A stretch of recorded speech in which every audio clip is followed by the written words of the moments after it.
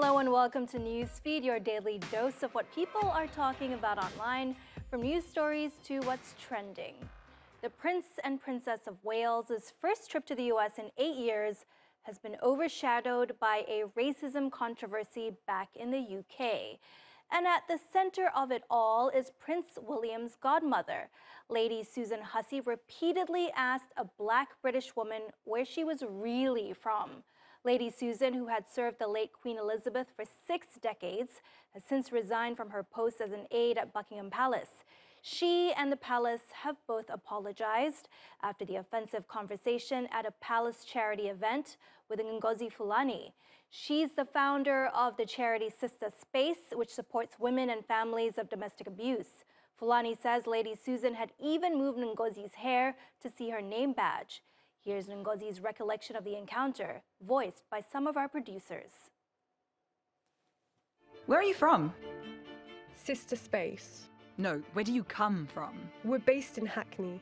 No, what part of Africa are you from? I don't know, they didn't leave any records. Well, you must know where you're from. I mean, I spend time in France. Where are you from? Here, the UK. No, but what nationality are you? I am born here and am British. No, but where do you really come from? Where do your people come from? My people? Lady, what is this? Oh, I can see I'm going to have a challenge getting you to say where you're from. When did you first come here? Lady, I am a British national. My parents came here in the 50s when... Oh, I knew we'd get there in the end. You're Caribbean.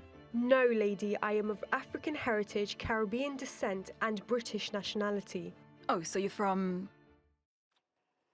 Yikes, awful, right? And Ngozi Fulani says no doubt about it that Lady Susan's line of questioning was straight up racist.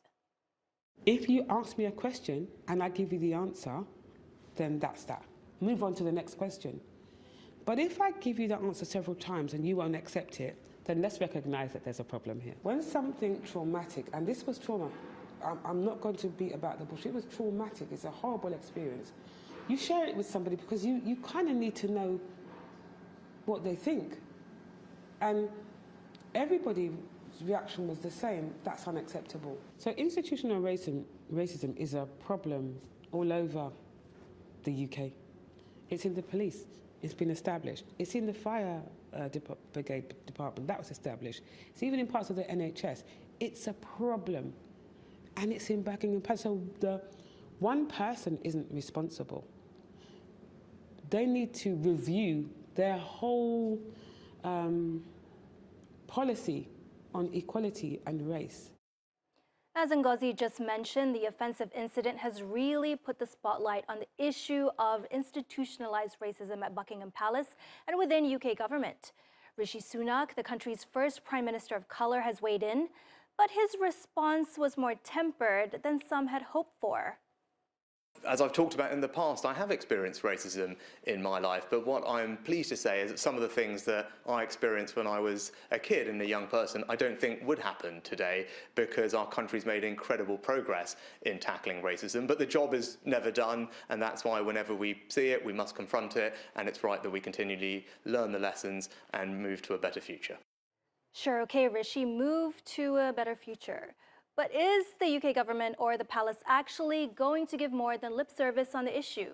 That and the question of whether such behavior is actually normal in the royal household is generating a lot of discussion on TikTok.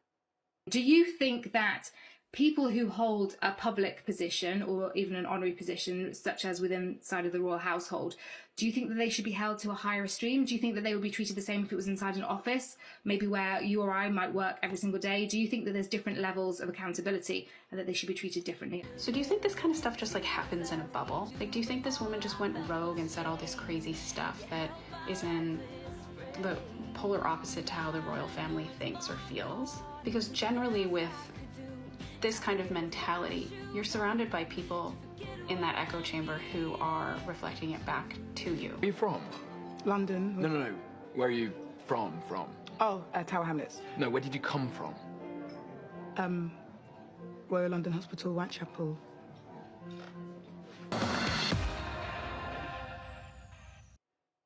As protests continue in China over the government's COVID-19 policies, Beijing has relaxed some virus rules, but it's also hitting back with tougher laws to curb the spread of information and deter demonstrators.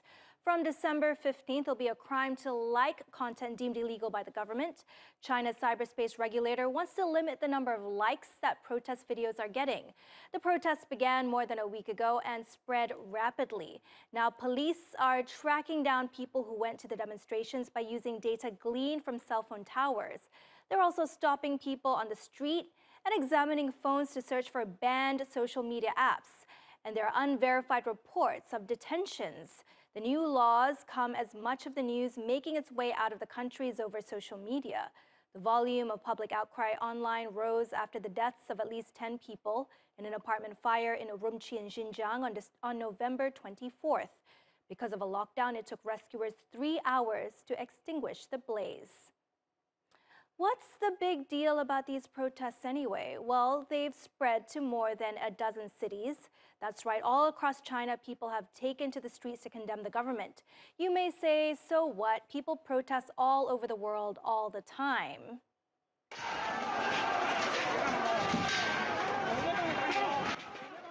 And they protest in China too. It's pretty common to take up placards against local governments and property developers over land confiscations. But the difference now is that the anger is directed at the central government, and it's nearly unheard of in mainland China. In a country where few speak out against their leader, some protesters are calling for President Xi Jinping to step down. Observers are calling it the most significant demonstration since 1989. Remember when students gathered in Beijing's Tiananmen Square to demand democratic reforms? The Chinese government blames the protests on foreign forces, but demonstrators disagree.